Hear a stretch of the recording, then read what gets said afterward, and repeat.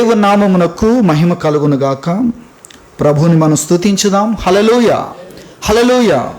ప్రభు సన్నిధిలో చక్కని సమయాన్ని మనం కలిగి ఉంటున్నాం. దేవుని వాక్యంలో నుండి రోమాపత్రిక 8వ అధ్యాయము, దేవుని వాక్యంలో నుండి రోమాపత్రిక 8వ అధ్యాయము 19వ వచనాన్ని మనం చూస్తే, దేవుని కుమారుల ప్రత్యక్షత కొరకు సృష్టి మిగుల ఆశతో తేరి చూచుచు కనిపెట్టుచున్నది అనే మాటను గురించి దేవుని వాక్యములో మనం చూస్తున్నాం. దేవుని కుమారుల ప్రత్యక్షత కొరకు సృష్టి ఆశపడుతుంది, మిగుల ఆశతో తేరి చూస్తుంది, అలాగే ఎదురు చూస్తుంది, కనిపెట్టుచున్నది. ఆ సమయం ఎప్పుడు వస్తుందా అని కనిపెడుతుంది అన్న విషయాన్ని దేవుని వాక్యంలో మనం చూస్తున్నాం. ఈ వాక్య భాగంలో అనేకమైన విషయాలు, మనము 25 వరకు ఉన్న ఈ వాక్య భాగంలో అనేకమైన విషయాలు మనకు కనబడుతూ ఉన్నాయి. గత వారంలో కూడా ఈ వాక్యాన్ని గురించి మనం జ్ఞాపకం చేసుకున్నాం. కాబట్టి సృష్టి ఇక్కడ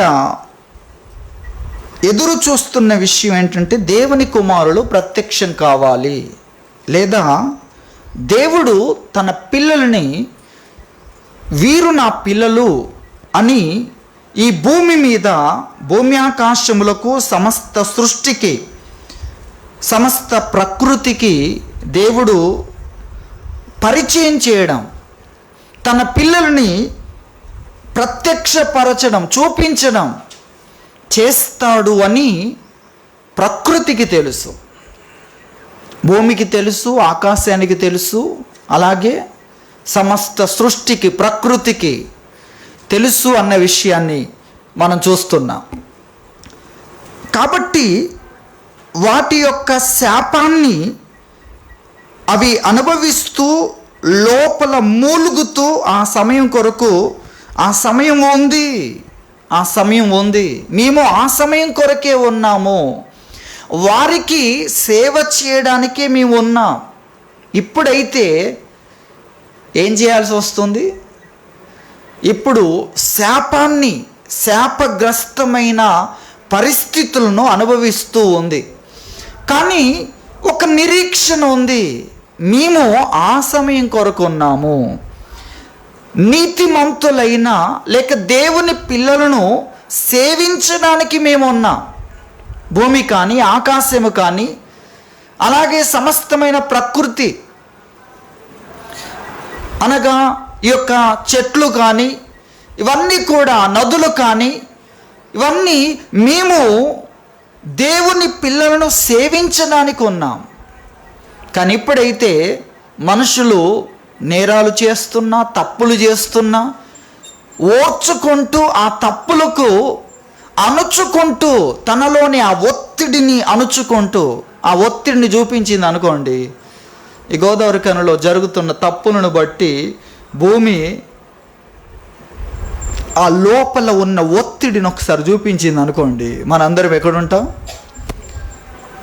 ఇక్కడ పెద్ద లోయ తప్ప ఏముండదు. ఇక ఏం కనబడుతుంది? పెద్ద లోయ. ఎవరు ఎవరిని కాపాడడానికి, తీయడానికి కూడా అవకాశం లేనంత పెద్ద లోయ ఏర్పడుతుంది.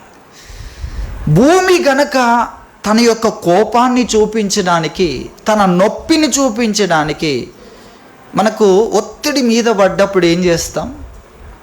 ఆలోచించండి.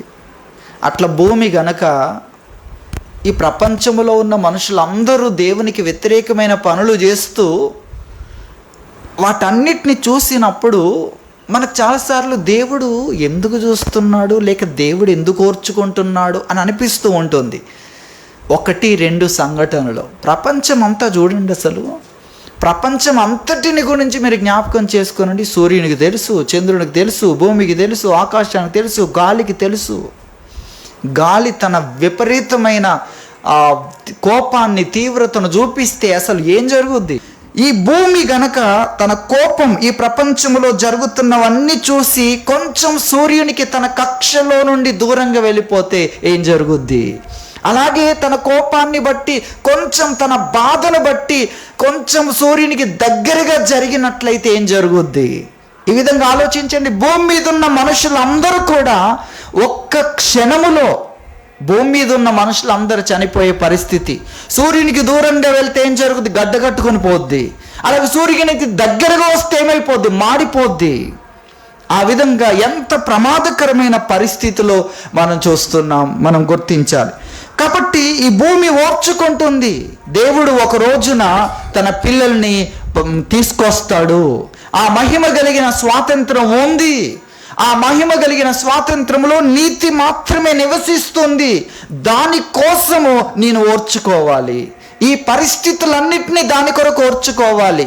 నా పని ఉంది, నా జీవితం ఉంది. దేవుడు నన్ను ఎందుకు సృష్టించాడో ఆ పని ఉంది. దేవుని కుమారులను దేవుడు ప్రత్యక్షపరిచినప్పుడు వారిని సేవించుట కొరకు నా పని ఉంది. ఎప్పుడైతే మనుషులు ఎంత దేవునికి వ్యతిరేకమైన పనులు చేస్తున్నా కూడా ఓర్చుకుంటూ, అణుచుకుంటూ ఏం చేస్తుంది? సేవ చేస్తుంది. అది మనం చూస్తున్నాం. ఎటువంటి పరిస్థితితో మనం ఇక్కడ దేవుని వాక్యములో మనం గ్రహించవలసిన వారమై ఉంటున్నాం. కాబట్టి నిజముగా ఈ భూమి ఆ విధమైన నిరీక్షణ కలిగి తనలో తాను మూలుగుచున్నది అన్న విషయాన్ని దేవుని వాక్యంలో చూస్తున్నాం. కాబట్టి ఇక్కడ మనం గ్రహించాల్సిన విషయం, మనకున్న సమయంలో మనం గ్రహించాల్సిన ఒక ప్రాముఖ్యమైన విషయం ఏంటంటే, దేవుడు తన పిల్లలని ప్రత్యక్షపరచబోతున్నాడు, రివీల్ చేయబోతున్నాడు. ఇదిగో నా పిల్లలైన వారు అని భూమి ఆకాశములకు దేవుడు చూపించబోతున్నాడు. మహిమ కలిగిన స్వాతంత్రాన్ని దేవుడు అనుగ్రహించబోతున్నాడు అన్న విషయాన్ని దేవుని వాక్యము మనకు తెలియజేస్తుంది. దాని కొరకు సమస్త సృష్టి అలాగే సంఘము కూడా ఎదురు చూస్తుంది. అయితే మనం ఇక్కడ గ్రహించాల్సిన విషయం ఏంటంటే, మనము దేవుని పిల్లలుగా సిద్ధపరచబడి ఉన్నామా? మనము దేవుని పిల్లలుగా ప్రత్యక్షపరుచుకున్నామా? నేను నిజమైన దేవుని బిడ్డను అనే ఆ యొక్క నిశ్చయితలోనికి మనం వచ్చామా? ఎక్కడైతే దేవుడు తన పిల్లలుగా మనల్ని సిద్ధపరుస్తున్నాడో ఆ స్థలములో మనం దేవుని పిల్లలమని నిరూపించుకునే ఆ యొక్క సంపూర్ణతలోనికి మనం వచ్చామా? దేవుడు మనల్ని వీరు నా పిల్లలు అని సాక్ష్యము చెప్పగలిగిన స్థితిలోనికి మన జీవితం వచ్చిందా అన్న విషయాన్ని మనం గ్రహించాలి. నేను నిజమైన దేవుని బిడ్డను అనే ఆ మనస్సాక్షి మనం కలిగి ఉన్నామా? లేక దేవుని బిడ్డలు అని దేవుడు పరిచయం చేసే విషయంలో మనము ఏదైనా ఆక్షేపణలు, ఆరోపణలు లేక మన మనస్సాక్షి నిందించే పరిస్థితి ఏదైనా మన జీవితంలో ఉందా అన్న విషయాన్ని మనం పరీక్షించుకోవాలి. సమయం వచ్చినప్పుడు దేవుడు తన పిల్లలు అని మనల గురించి ఆయన చెప్పకపోతే మన పరిస్థితి ఏంటి? కాబట్టి సమయం ఉండగానే మనము చూపించుకోవాల్సి ఉంది, నిరూపించుకోవాల్సి ఉంది.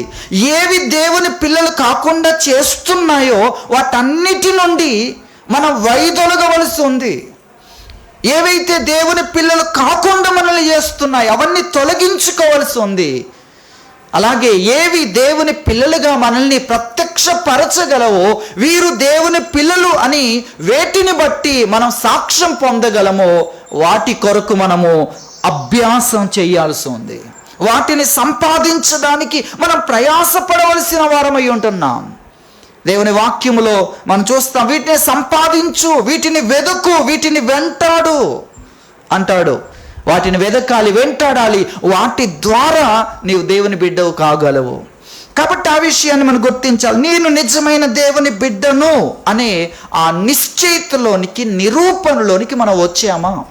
దేవుని పిల్లలుగా మనం పిలువబడ్డాం. దేవుడు తన పిల్లలుగా చేశాడు. అయితే నిరూపించుకోగలిగిన, జీవించగలిగిన సమయాన్ని, సిద్ధపరచుకోగలిగిన సమయాన్ని దేవుడిచ్చాడు. ఒక వ్యక్తిని ఒక ఉద్యోగం కొరకు పిలిచారు, ఎన్నిక చేశారు. ఇక అతడు శిక్షణలో ఆ విధంగా తనను తాను నిరూపించుకోవాలి. ఒక వ్యక్తి సైనికుడుగా ఎన్నిక చేయబడ్డాడు అనుకోండి. ఎన్నిక చేయబడిన తరువాత అతడు సైనికుడుగా అన్ని విషయాల్లో నిరూపించుకోగలిగిన ఒక శిక్షణ ఉంటుంది. అక్కడ ఏం చేయాలి? అన్నిటిని సంపాదించాలి. అన్ని రకాలైన సామర్థ్యాలను అక్కడ నేర్పించడం జరుగుతుంది.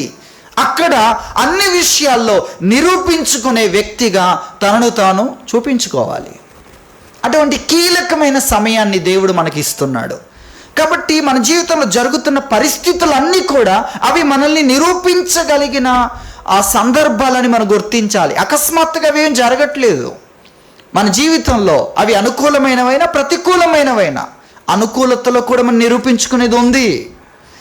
అనుకూలతలో కూడా దేవుని పిల్లలైన వారు, దేవుని చేత సాక్ష్యం పొందిన వారు ఏ విధంగా జీవించారు, వారి అనుకూలతను బట్టి దేవుడు ఏం చెప్పాడు, ఏం సాక్ష్యం ఇచ్చాడు అనేది ఉంది. అలాగే ప్రతికూలతలు మనకు తెలుసు, అవి మరింతగా మనల్ని పరీక్షించే విషయాలని. కాబట్టి మన జీవితంలో ప్రతి సందర్భం మనల్ని దేవుని పిల్లలుగా ప్రత్యక్షపరుచుకోగలిగిన అవకాశాన్ని కల్పిస్తుంది. కాబట్టి నిజమైన దేవుని పిల్లలుగా మనల్ని మనం సిద్ధపరచుకోవడానికి దేవుడు అవకాశాన్ని కలుగజేస్తున్నాడు, సమయాన్ని ఇస్తున్నాడు.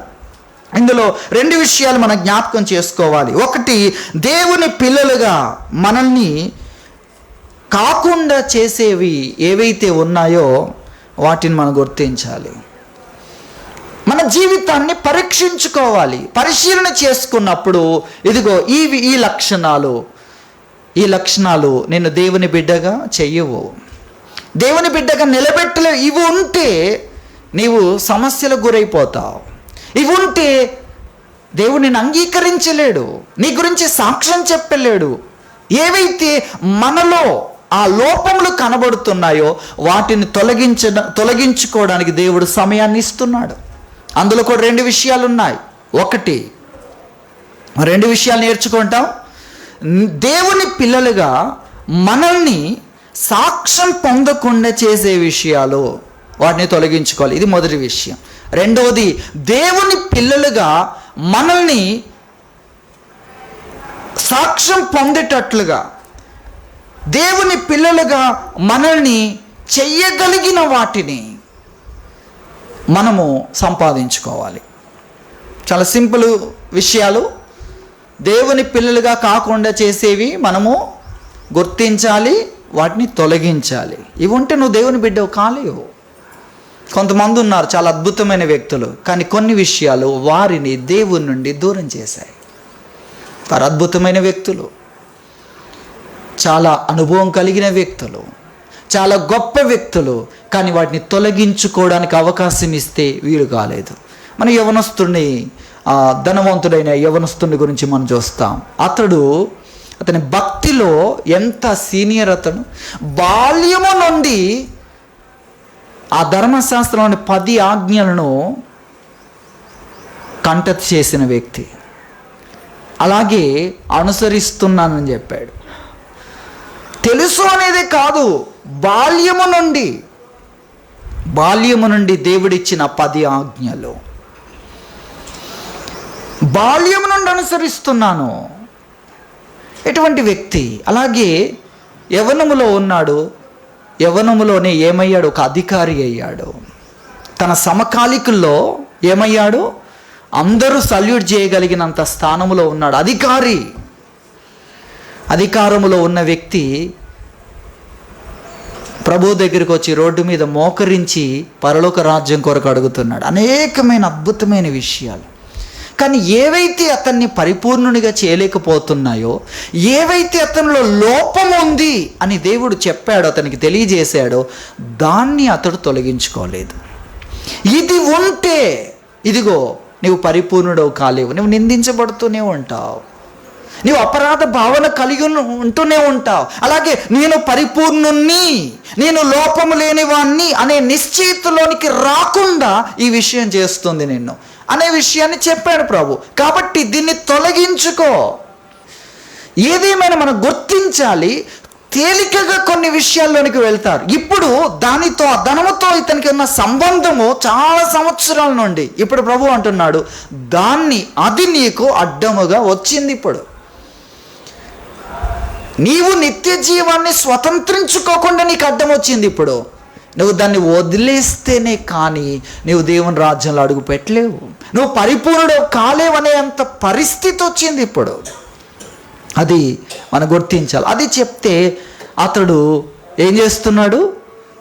పరుగున వచ్చిన వ్యక్తి, మోకరించిన వ్యక్తి, నిత్య జీవము మాత్రమే కోరిన వ్యక్తి వ్యసన పడుతున్నాడు, ఇబ్బంది పడుతున్నాడు, ముఖమంతా మాడిపోయింది. ఎందుకు? దాన్ని వదిలిపెట్టలేని స్థితిలో ఉన్నాడు. కాబట్టి మనం గుర్తించాలి, ప్రభువు మనకు తెలియజేస్తున్నాడు, మనము ఏవైతే మనల్ని దేవుని పిల్లలుగా కాకుండా చేస్తున్నాయో వాటిని విడిచిపెట్టడానికి అసలు ఏంటి మన ఇబ్బంది? అందులో రెండు విషయాలు. ఒకటి, ఉన్నవి ఒకవేళ ఆల్రెడీ ఉన్నవి ఏం చేయాలి? కట్ చేసి పారేయాలి. ఎందుకంటే అది నిన్ను దేవుని బిడ్డగా చేయలేకపోతున్నాయి.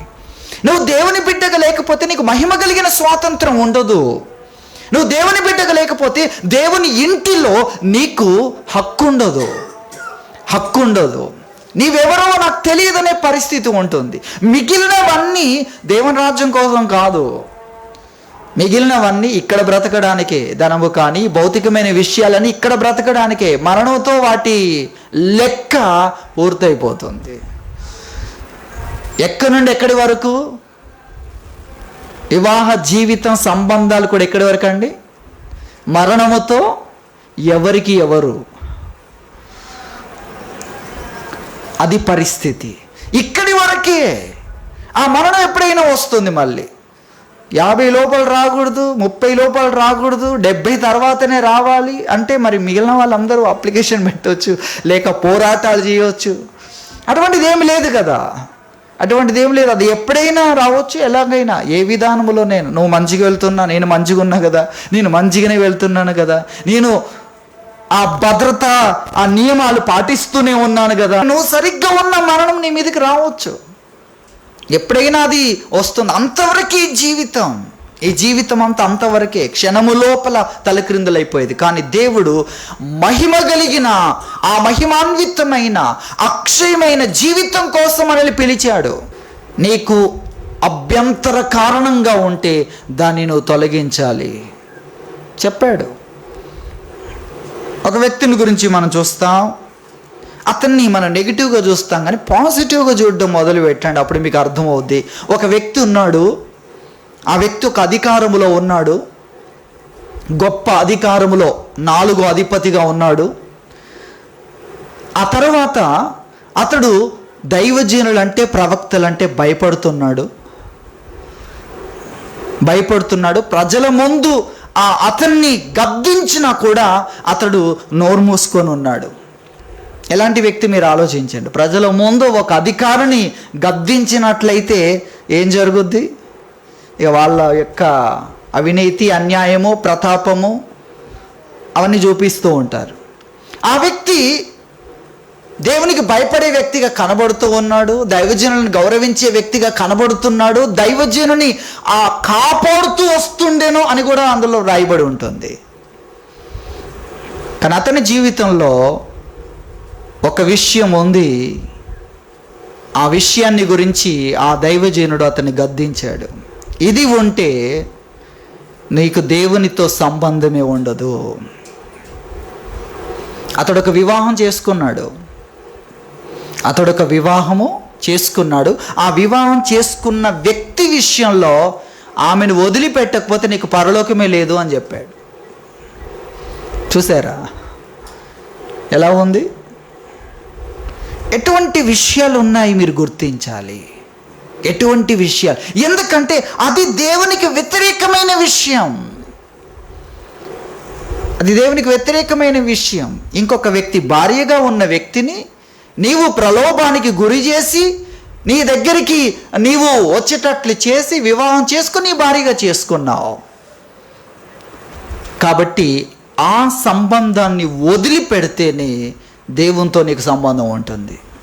నువ్వెన్ని భక్తి కార్యక్రమాలు చూపించినా అది మాత్రం ఉన్నంత వరకు నీకు దేవునికి సంబంధం లేదు అనే విషయాన్ని ప్రకటించేశాడు.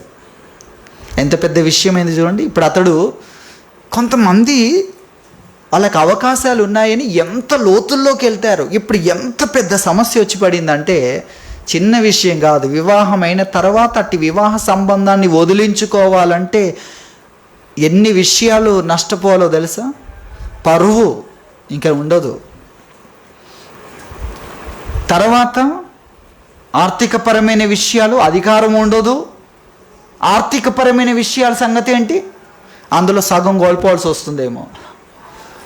చూడండి, ఎంత నష్టం అయినా సరే అంత నష్టానికి అతడు ఒప్పుకుంటేనే వీలవుతుంది, లేకపోతే వీలు కాదు అన్న విషయాన్ని దేవుని వాక్యములో నుండి మనం చూస్తున్నాం. కాబట్టి అంతటి నష్టానికి దానికి ఒప్పుకుంటేనే వీలవుతుంది అన్న విషయాన్ని దేవుని వాక్యంలో చూస్తున్నాం. కాబట్టి మొట్టమొదటిగా మనం నేర్చుకుంటున్నాం, మనలో దేవుని బిడ్డలుగా ఏదైతే ఉండకూడదో అది ఉన్నట్లయితే ఎంత పెద్ద సమస్య, దాన్ని ఆల్రెడీ మనలో ఉన్నట్లయితే తొలగించుకోవాలి. దేవుని వాక్యంలో మనం చూస్తున్నాం, నీ కన్ను నిన్ను అభ్యంతరపరిస్తే ఏం చేయమన్నాడు? పెరికివేయమన్నాడు. లేదు, నా కన్ను నేను పెరికివేయను, నేను ఇలాగే ఉంచుకుంటానంటే ఆ కన్నుతో నువ్వు నరకాగ్నిలోనికి వెళ్తావని చెప్పాడు. కన్ను తొలగించుకుంటే ఇంకా ఆ విషయంతో సంబంధమే ఉండదు. కన్ను లేనట్లుగా ఉండు అని చెప్పాడు. అభ్యంతరపరిచేది ఏదైతే ఉందో అది లేనట్లుగా ఉండు అన్నాడు. అది తొలగించుకున్న వ్యక్తి. కన్నులే అభ్యంతరపరిస్తే గుడ్డివాడుగా ఉంటే అతనికి సమస్య ఎక్కడ ఉంది? ఆలోచించండి. అది దేవుడు వాక్యములో తెలియజేస్తున్న విషయం. కాబట్టి ఏదైతే దేవుని పిల్లలుగా మనల్ని కాకుండా చేస్తుందో దాన్ని తొలగించుకోవాలి అనేది మొట్టమొదటిగా మనం నేర్చుకుంటున్నాం. ఆల్రెడీ మనలో ఉన్నట్లయితే దాన్ని తొలగించుకోవాల్సి ఉంది. అది ప్రభు తెలియజేస్తున్నాడు. అలాగే ఇంకా మన జీవితంలో వచ్చే విషయాలు ఉంటే, మనకు కావలసిన విషయాలు ఉన్నట్లయితే అందులో గనక ఆ యొక్క దుర్నీతి, అందులో గనక ఆ అన్యాయము కానీ, ఆ అక్రమము కానీ, ఆ అవినీతి కానీ ఉన్నట్లయితే దానిని ఆశించకూడదు అని చెప్పాడు. మనకు కావలసిన విషయాలే, కానీ మనకు కావలసిన విషయాలు ఏంటి? ధనము కావాలి, ఉద్యోగం కావాలి, ఇంకా వివాహము కావాలి, వివాహమైన వారికి ఇంకా సౌకర్యాలు కావాలి, ఉద్యోగం ఉన్న వారికి ప్రమోషన్ కావాలి, అంతస్తు పెరగాలి. ఉంటాయి కదా, ఒక్కొక్క దశలో ఒక్కొక్కటి ఉంటుంది. చాలామందికి తెలియదు, వెళ్తుంటే తెలుస్తుంటాయి. చాలామందికి నువ్వు అక్కడికి వెళ్ళాక తెలుస్తుంది. జీవితంలో ఒక్కొక్క పరిస్థితి దాటిన తర్వాత ఇంకా ఏమేమి కావాలో అవన్నీ ఉంటాయి. కానీ వాటిలో గనక న్యాయము లేకపోతే, నీతి లేకపోతే, సరైనది కాకపోతే నువ్వు దాన్ని ఆశించకూడదు. ఇచ్చేవాళ్ళు ఉంటారు, కొంతమంది ఎలాంటి వాళ్ళు ఉంటారు? ఇచ్చేవాళ్ళు. సాతాను అయితే ఏం చేస్తుంది? ఉంది కదా మార్గం నా దగ్గర, నేను ఇస్తా కదా. సాతాను ఇస్తానంటుంది. అది మనం గుర్తించాలి. నేను ఇస్తాను, నీకు కావలసినవి. చెడగొట్టడానికి కొరకు వాడి దగ్గర ఎన్ని విషయాలు ఉంటాయి. నీతిమంతుణ్ణి పడేయడానికి కొరకు, దేవుని బిడ్డను పడేయడానికి కోసం వాడి దగ్గర ఎన్ని విషయాలు ఉంటాయి. మీరు ఆలోచించండి. ఏదైనా ఇవ్వగలడు. ఒక రాజకుమారుని పడేయడానికి ఎన్ని రకాల కుట్రలు కుతంత్రాలు ఉంటాయో, పరలోక రాజు యొక్క కుమారులమైన మనల్ని, బిడ్డలమైన మనల్ని పడవేయడానికి వాడి దగ్గర ఎందుకు తక్కువ ఉంటాయి? కుట్రలు కుతంత్రాలు చాలా ఎక్కువ ఉంటాయి వాడి దగ్గర. కాబట్టి నువ్వు ఆశిస్తేనే ఇక్కడ సమస్య జరుగుతుంది, ఆశించకూడదు. మన దేవుని వాక్యంలో చూస్తాం, బిలామును గురించి మనం చూస్తాము. బిలాము ఏం చేస్తున్నాడు? దుర్నీతి వలన కలుగు బహుమానమును అతడు ఏం చేశాడు? ఆశించాడు, ప్రేమించాడు, ఆశించాడు. మనం పేతురు రాసిన 2వ పత్రిక 2వ అధ్యాయము 14వ వచనములో 16వ వచనములో ఈ మాటలు అక్కడ కనబడుతూ ఉన్నాయి. 14వ వచనము చూస్తే వ్యభిచారిని చూచి ఆశించుచు అనే మాట కూడా అక్కడ కనబడుతుంది. అక్కడ ఒక మాట మనము చూస్తున్నాం, ఆశించుచు. ఏం ఆశిస్తున్నాడు? అక్కడ ఒక పదాన్ని వాడాడు. దాని అర్థం ఏంటి? అది మనకి ఇక్కడ ముఖ్యం. దాని అర్థం ఏంటంటే, నీతి న్యాయము చూడకుండా ప్రవర్తించే ఒక వ్యక్తి, పురుషుడో స్త్రీయో ఎవరైనా కావచ్చు. వారికి ఏమక్కర్లేదు? నీతి అక్కర్లేదు, న్యాయం అక్కర్లేదు, సరైనదా కాదా అనేది అక్కర్లేకుండా వారు ఆశించేవారు, చేసేవారు. అలాంటి వారు పురుషుడైనా స్త్రీ అయినా మీరు అక్కడ జ్ఞాపకం చేసుకోవాలి. కాబట్టి అలాంటి వ్యక్తులను నీవు ఆశించకూడదు అనే విషయాన్ని ఇక్కడ చెప్తున్నాడు. అదే క్రమంలో 16లోకి వస్తే, బిలాము దుర్నీతి వలన కలుగు బహుమానాన్ని ఏం చేశాడు? కావాలనుకున్నాడు. అక్కడే ప్రవక్త ఏమైపోయాడు? సోదెగాడైపోయాడు. ప్రవక్తే సోదెగాడైపోయాడు. సోదెగాడు కావడానికి బొమ్మల దగ్గరికి పోలేదు, సోదెగాడు కావడానికి దేవుని విడిచిపెట్టిన వాడు కాదు. సోదెగాడు అనబోయడానికి అతడు ఏముంది? ఆశించాడంతే. దుర్నీతి వలన కలిగేదాన్ని కావాలనుకున్నాడు. అది ఇక్కడ మనం చూస్తున్నాం. కాబట్టి మనం గ్రహించాలి, ఏవైతే మన జీవితంలో ఆల్రెడీ దేవుని పిల్లలు కాకుండా చేసి ఉన్నాయో వాటిని వదిలేయాలి అనేది మొదటిగా మనం చూస్తున్నాం. అలాగే ఇక ముందు మన జీవితంలో కావాలి అనుకునే విషయాల్లో ఎక్కడైతే న్యాయము కానిది ఉందో, క్రమము కానిది ఉందో, సరి అయినది కానిదిగా ఉందో దాన్ని నీవు కావాలి అనుకోకూడదు. ఇది మనం గుర్తించాలి. జీవితం అప్పుడే అయిపోలేదు. మన జీవితంలో మొట్టమొదటిగా తొలగించుకోవాలి ఉన్నట్లయితే. అంటే ఉందో లేదో ఎలా తెలుస్తుంది? ఆ మిషన్ దగ్గర తీసుకురావాలి, ఆ టెస్ట్ చేసే దగ్గరికి తీసుకురావాలి. ప్రతిదాన్ని పరిశీలించాలి. ఒక యాంటీవైరస్ వేసారనుకోండి, అది రాకుండా కాపాడుతుంది. ముందే ఆల్రెడీ లోపల ఉంటే ప్రతిదాన్ని స్కాన్ చేయమనాలి కదా. ముందు యాంటీవైరస్ వేసాను అంటే రాబోతున్న దాన్ని అది రాకుండా కాపాడడానికి కొరకు ఉంది. కానీ లోపల ఉన్నదాన్ని ప్రతి ఒక్కటి ఏ ఒక్కటి వదిలిపెట్టకుండా స్కాన్ చేయమని దానికి చెప్పాలి కదా. చెప్పిన తర్వాత ఎన్ని ఉన్నాయి అని ముందు పెట్టి వీటిని తీసేయాలా, ఏం చేయాలని అడుగుతోంది. మీకు అర్థం కావడానికి కొరకు జ్ఞాపకం చేస్తున్నాను. లోపల ఉన్న దాన్ని తొలగించాలి. ఇది తర్వాత రాబోతున్న ప్రతి విషయాన్ని పరీక్షించాలి. ఇది న్యాయమైనదేనా, ఇది నీతియుక్తమైనదేనా, ఇది క్రమమైనదేనా, ఇది సరైనదేనా? అలా ఆలోచించకుండా ధనం వస్తుందా రానివ్వు, డబ్బు వస్తుంటే నేను కాదని చెప్పలేను అంటే. అలాగే బహుమానం తీసుకొని వచ్చారు, గొప్ప బహుమానము.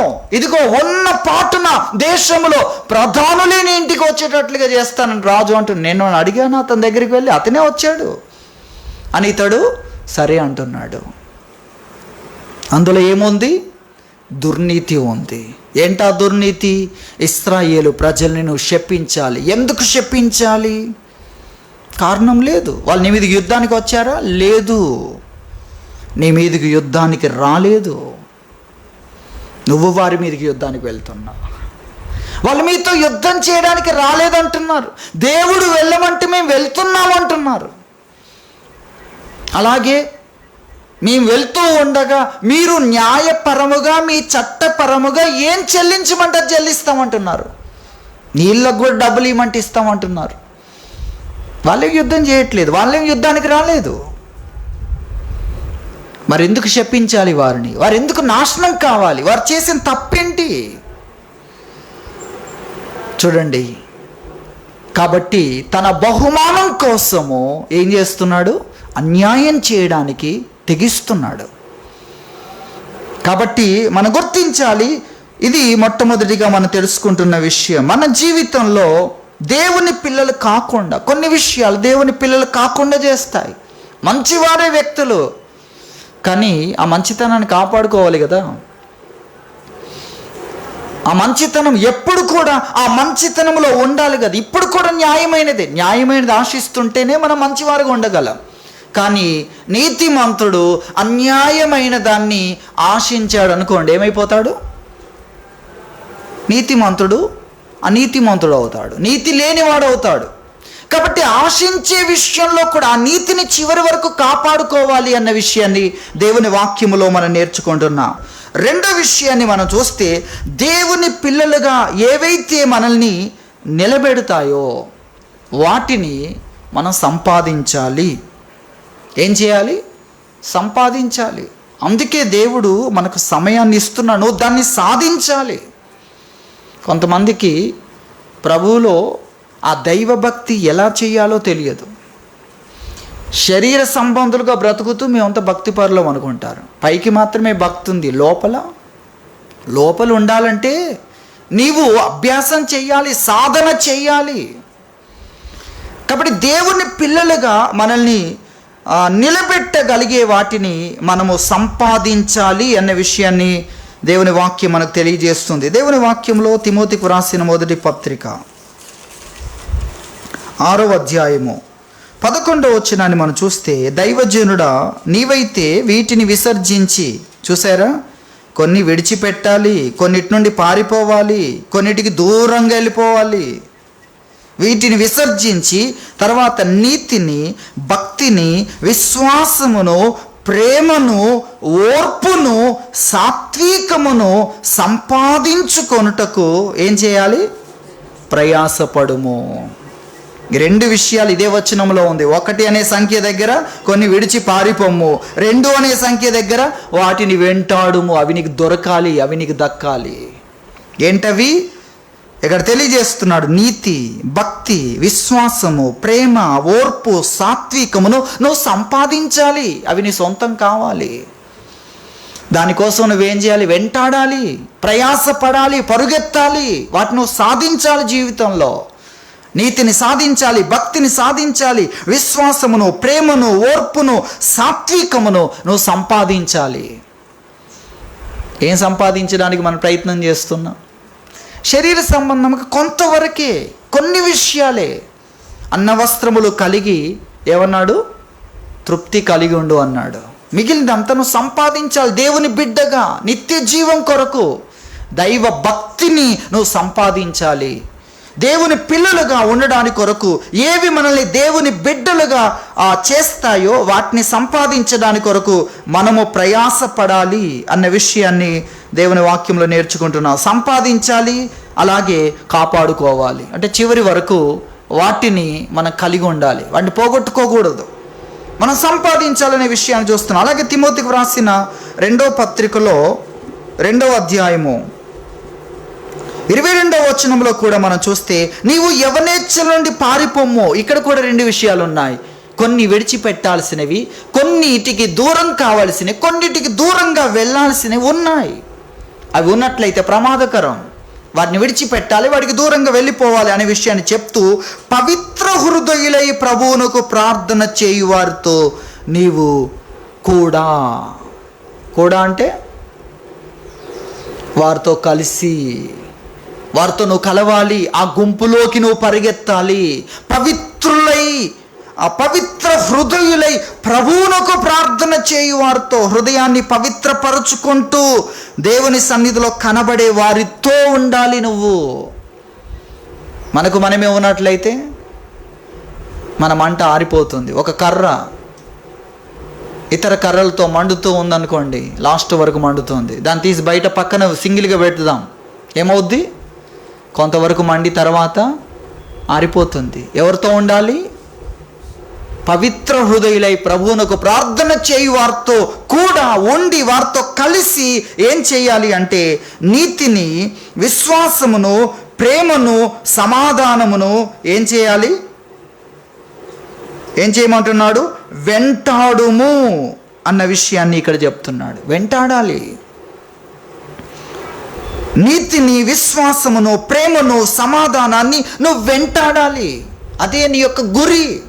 ఎక్కడ నీతి ఉందో దాన్ని నువ్వు వెంటాడే వ్యక్తి ఏం చేస్తుంటాడు? వేటాడే వ్యక్తి ఏం చేస్తుంటాడు? అది ఎటువైపు వెళ్తే అటువైపే పరిగెత్తుతూ ఉంటాడు.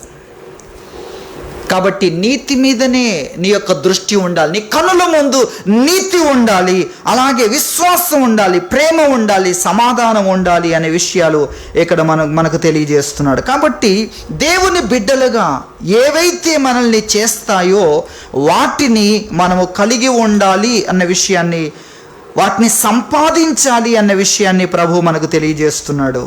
వాటిని మనం సంపాదించాలి. ఏవి నన్ను దేవుని బిడ్డగా చేస్తాయి, దాన్ని సంపాదించడం, అలాగే దాన్ని ఈరోజు కూడా కలిగి ఉండడమే దేవుని పిల్లలుగా మన యొక్క బాధ్యత, మన పని.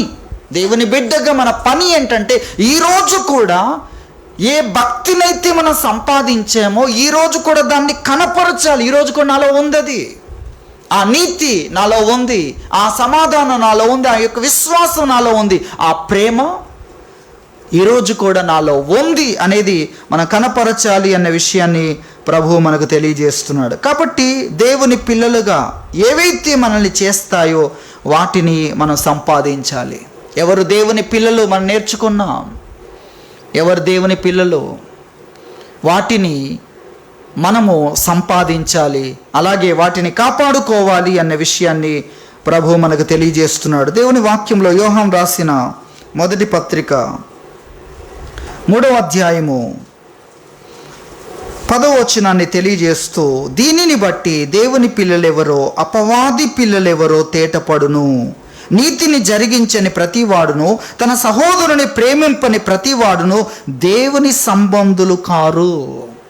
దీన్ని బట్టి తెలుస్తుంది అని నీతిని గురించి చెప్తూ మరొక ప్రాముఖ్యమైన అంశాన్ని, ప్రేమను చెప్పాడనగా 2 విషయాలు చెప్పాల్సి వస్తే ఈ 2 విషయాలు అంటున్నాడు. ఏదేమైనా మనం గ్రహించాలి, దేవుని పిల్లలుగా ఏవైతే మనల్ని నిలబెడతాయో అవే మనకు ముఖ్యం. కానీ ఈ రోజున చాలామందికి ముఖ్యమైన విషయాలు వేరువేరుగా ఉన్నాయి. వాటి కొరకు యుద్ధం చేస్తారు, వాటి కొరకు బాధపడుతుంటారు, వాటి కొరకు సమాధానాన్ని పోగొట్టుకుంటారు, చింతిస్తుంటారు. ఏవవి? అవి ధనానికి సంబంధించిన విషయాలు, అవి శరీరానికి సంబంధించిన విషయాలే. కాబట్టి వారి జీవితం, వారి ఆనందం కూడా శరీరం ఉన్నంత వరకే ఉంటుంది, తర్వాత తలక్రిందులైపోతుంది. కాబట్టి మనము దేవుని పిల్లలుగా ఉండుట కొరకు పోరాడవలసిన వారమై ఉంటున్నాం, వెంటాడవలసిన వారమై ఉంటున్నాం, ప్రయాసపడాలి అన్న విషయాన్ని దేవుని వాక్యము మనకు తెలియజేస్తుంది. కాబట్టి ఇక్కడ 2 విషయాలు ఇక్కడ ప్రాముఖ్యంగా చెప్పాడు. ఈ 2 విషయాలు మన జ్ఞాపకం చేసుకుందాం. 2 ప్రాముఖ్యమైన విషయాలు, ఒకటి నీతి, రెండవది దేవుని యొక్క ప్రేమ లేక దయ, జాలి, కనికరం, ఆ విధంగా అనుకుందాం. ఈ 2 చాలా ప్రాముఖ్యం. మనం 2 విషయాలుగా చెప్పాలంటే అన్ని విషయాల్లో ఈ 2 చాలా ప్రాముఖ్యం. ఒకటి నీతి, రెండవది దేవుని ప్రేమ. ఈ 2 మనల్ని ఏం చేస్తాయో తెలుసా? దేవుని పిల్లలుగా మనల్ని చేస్తాయి. ఎందుకంటే ఆ రెండిటి యొక్క ఉనికి పట్టెవరు? ఎక్కడి నుండి వస్తున్నాయి అవి? దేవుని నుండి వస్తున్నాయి. నీతికి ఉనికి పట్టెవరు? దేవుడు. నీతి ఎక్కడి నుండి వస్తుంది? దేవుని నుండి వస్తుంది. అలాగే ప్రేమ ఎక్కడి నుండి వస్తుంది అంటే దేవుని నుండి కలుగుతుంది అన్న విషయాన్ని దేవుని వాక్యంలో మనం చూస్తున్నాం. కాబట్టి నీతిని గురించి ఇక్కడ తెలియజేస్తున్నాడు. నీతిని జరిగించే ప్రతివాడు ఆయన మూలంగా పుట్టాడు. ఎందుకంటే నీతి ఆయనలో ఉన్నది. కొంతమందితో ప్రభువు మాట్లాడుతూ మీరు సాతాను సంబంధులు, పిల్లలు అంటాడు. ఎందుకంటే మీలో ఉన్న లక్షణాలు ఎక్కడి నుండి వస్తున్నాయి? సైతాన్లో నుండి వస్తున్నాయి. కాబట్టి మీరు వాడి పిల్లలు. దేవునిలో నుండి వచ్చే లక్షణాలు మనలో ఉన్నాయనుకోండి, మనం ఎవరము? దేవుని పిల్లలం.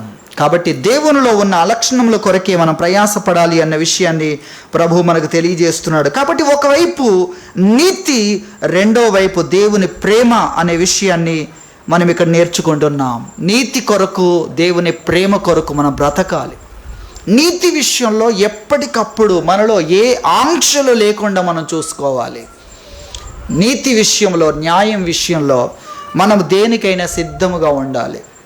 దేవుడు కోరేది ఏంటంటే, దేవుడు కోరేది ఒకే విషయం అండి. అదేంటంటే మార్చుకోవడం దేవుడు కోరుతున్నాడు. ఎవరు కావాలి దేవునికి? మారు మనస్సు, మారే వ్యక్తి కావాలి దేవునికి. మారు మనసు పొందే ఏ వ్యక్తినైనా దేవుడు పిలుస్తూ ఉన్నాడు, ఎలాంటి వ్యక్తినైనా. కానీ మారకపోతే, కోరహు లాంటి వ్యక్తి అయినా, కోరహు అంటే ఎంత గొప్ప వ్యక్తి, బిలాము లాంటి వ్యక్తి అయినా మారకపోతే, పశ్చాత్తాపడకపోతే, సరి చేసుకుంటే పాపి అయిన మనుషుడైనా, పాపాత్మురాలైన స్త్రీ అయినా, జక్కయ్య అయినా, సమరయ స్త్రీ అయినా మారగలిగితే, పశ్చాత్తాపడగలిగితే, లేక సత్యము కావాలి అనగలిగితే, నాకు న్యాయము కావాలి, నీతి కొరకు నేను ఏదైనా చేస్తాను అనగలిగితే, సమరయ స్త్రీ ఎలాంటి స్థితిలో ఉంది మీరు చూడండి. అక్కడి నుండి బయటికి తీసి జీవజలాన్ని ఇవ్వడానికి దేవుడు ఇష్టపడ్డాడు. అదే మనలాంటి వ్యక్తులైతే ఇంత దూరం వెళ్ళావా, మన వల్ల కాదు అనుకుంటాం మనం. కానీ ప్రభు కలగా మారగలిగితే, నీతి యొద్దకు వస్తాను, ఆ సత్యం యొద్దకు నేను వస్తాను అని చెప్పగలిగితే, ఎలాంటి వ్యక్తి అయినా సరే దేవునికి కావాలి. కానీ మారకపోతే, అన్యాయమైనా నేను వదులుకోను, దుర్నీతి అయినా నేను ఆశిస్తూనే ఉంటాను, కావాలనుకుంటాను అంటే లోపల ఎంత గొప్ప వ్యక్తి అయినా ఏమైపోతాడు? దేవుని నుండి దూరం కావాల్సి వస్తుంది. దేవుడు కోరేదేంటి? మనుషులైతే నిందిస్తారు, తృణీకరిస్తారు. దేవుడైతే మార్గాన్ని చూపిస్తాడు. దేవుడైతే విషయాలు తెలియజేస్తాడు. మార్చుకోవడమే ఆయనకి ఇష్టం. జక్కయ్య మార్చుకోవడానికి ఇష్టపడ్డాడు. నాలో అన్యాయం ఉంది, దాన్ని తొలగించుకోవడానికి అతడు 4 గంటలు పోగొట్టుకోవాల్సి ఉంది, అయినా రెడీ అని చెప్పాడు. అయినా రెడీ అని చెప్పాలి. హేరోదు తన జీవితంలో తొలగించుకోవడానికి ఎంత నష్టమైనా రెడీ అంటే, ఎజ్రా గ్రంథం 10వ అధ్యాయంలో వాళ్ళంతా రెడీ అయ్యారు. ఎక్కడి నుండి ఎక్కడి వరకు ఉన్నారు? లిస్టు చాలా పెద్దది ఉందని చెప్పారు వాళ్ళంతా. లిస్టు పెద్దది ఉంది. యాజకుల నుండి గాయకుల వరకే కాదు, ద్వారపాలకుల వరకే కాదు, సాధారణ పౌరుల వరకు ఉంది సమస్య. అంత పెద్దగా ఉంది. కాబట్టి అక్కడి నుండి పైనుండి క్రింది వరకు అందరూ ముందుకు వచ్చారు. ఆ సమస్యలన్నీ తొలగించుకోవడానికి, నీతి యొద్దకు, న్యాయం యొద్దకు, సరైన దాని యొద్దకు రావడానికి ఎంత నష్టమైనా మేము రెడీ. జక్కయ్య కూడా చూడండి, 2 విషయాలు ఉన్నాయి మనం నేర్చుకుంటున్న 2 విషయాలు. ఒకటేంటి? దేవుని సంబంధిగా అతన్ని కాకుండా చేసే విషయం అన్యాయం. దాన్ని తొలగించుకోవడానికి 4 గంటలు నష్టమైనా పర్వాలేదు. మరి అన్యాయం ఒక్క దగ్గరే తీసుకున్నాడా? ఒక్క దగ్గరగా తనకు సుంకము కట్టే వాళ్ళందరి దగ్గర, అసలు గుత్తదారుడు, అతని క్రింద ట్యాక్స్ వసూలు చేసే వాళ్ళు చాలామంది ఉన్నారు. మరి అలాంటప్పుడు ఎంతమంది దగ్గర అన్యాయం చేసి ఉంటాడు? వాళ్ళందరికీ ఇప్పుడు 4 గంటలు చెల్లించాలి. ఎంత నష్టమైనా పర్వాలేదు. ఏం కావాలి? నీతి కావాలి, న్యాయం కావాలి. ఎందుకు? దేవుని బిడ్డగా నన్ను మార్చగలిగేది, క్రీస్తు చేత అంగీకరించబడే జీవితం కొరకు ఎంత నష్టమైనా పర్వాలేదు అని ముందుకు వచ్చాడన్న విషయాన్ని మనం చూస్తున్నాం. నీతి కోసం ఎంత ముందుకు వచ్చాడు. అలా రాలేని వ్యక్తి అయితే అవినీతిలో నుండి పోవాలి. కాబట్టి జక్కయ్య ఆ విధంగా ముందుకు వచ్చాడు. రెండవదిగా ప్రేమ. నీతి కొరకు ముందుకు వచ్చాడు కదా. రెండవదిగా బీదల కొరకు ఏం చేస్తున్నాడండి? నా ఆస్తిలో సగము వాళ్ళకి ఇస్తున్నాను అన్నాడు. అది ప్రేమ. అది తప్పనిసరైన విషయం. ఇక్కడ ఈ 2 విషయాలు ఎంత ప్రాముఖ్యం అంటే అంత ప్రాముఖ్యం. ఒకటి నీతి. ప్రతి ఆక్షేపణ, ప్రతి పరీక్ష, ప్రతి విషయాన్ని స్కాన్ చేయడానికి కొరకు నువ్వు అన్ని విషయాలు తీసుకురావాలి, అన్ని ముందు పెట్టాలి, అన్నిటిని ముందు పెట్టగలగాలి. అది మనం చూస్తున్నాం. అలాగే రెండవదిగా ప్రేమ అన్న విషయాన్ని చూస్తున్నాం. ప్రేమ అనగా నీ ద్వారా ఇతరులు మేలు పొందాలి. నీ ద్వారా ఇతరులు మేలు పొందాలి. మనం దేవుని రాజ్యములో ప్రవేశించుట కొరకు, ఆ మహిమాన్వితమైన రాజ్యంలో ప్రవేశించుట కొరకు బాప్తిస్మం ఇచ్చు యోహాను కాలం నుండి జరుగుతుందని చెప్పాడు ప్రభు. పరలోక రాజ్యంలో అనేకులు ప్రవేశించడం అనేది ఎక్కువ అవుతుందని చెప్పాడు. బాప్తిస్మం ఇచ్చు యోహాను చెప్పాడు, నువ్వేం చేయాలో తెలుసా? నువ్వేం చేయాలి? 2 అంగీలు గలవాడు ఏమీ లేని వ్యక్తికి 1 ఇవ్వాలి. అంటే నీకున్నప్పుడు ఇతరులకు ఇవ్వాలి అనే ఆ కనికరం, ఆ జాలి అనేది నీకు ఉండాలి. ధర్మశాస్త్రంలో చెప్పాడు, శత్రువైన బాధలో ఉంటే నువ్వు జాలి పడాలి అని చెప్పాడు. కఠినత్వం నా నుండి నిన్ను వేరు చేస్తుంది అనే విషయాన్ని ధర్మశాస్త్రంలోనే చెప్పాడు. నీ శత్రువైనా సరే, నీకు కీడు చేసాడు గతంలో, అది నువ్వు ఇప్పుడు ఆలోచించకూడదు. ఎందుకంటే అతడు ఎలా ఉన్నాడు? సమస్యలో నువ్వు జాలి పడాలి, నీలో కనికరం ఉండాలి. కఠినత్వం దేవుని రాజ్యానికి వెళ్ళకుండా నిన్ను అడ్డగిస్తుంది, ఆపేస్తుంది. ఆ మహిమాన్వితమైన రాజ్యంలో ప్రవేశించకుండా కఠినత్వం నేను ఆపేస్తుందన్న విషయాన్ని ప్రభు తెలియజేస్తున్నాడు. కాబట్టి జాలి పడాలి. ఎప్పటి నుండి? 2 అంగీలు ఉన్నప్పటి నుండే నువ్వు జాలిపడే వ్యక్తిగా ఉండాలి. ఒకరికైనా చెయ్యి అని చెప్పాడు వాక్యంలో. ఏమని చెప్పాడు? ఒకరికైనా. నీకున్నంతలో. లేనప్పుడు నువ్వు నిర్దోషిగా ఉంటావు, లేదు కనుక నువ్వేం చేయలేవు. కానీ ఉన్నప్పుడు చేయడానికి ఆటంకం ఏంటి? అది మనం గుర్తించాలి. కాబట్టి మనకున్న దానితో మనము ఇతరుల ఎడల జాలిపడి వారికి సహాయపడే వ్యక్తులుగా మనం ఉండాలి అనేది మనల్ని ఏం చేస్తుందో తెలుసా? దేవుని బిడ్డలుగా చేస్తుంది.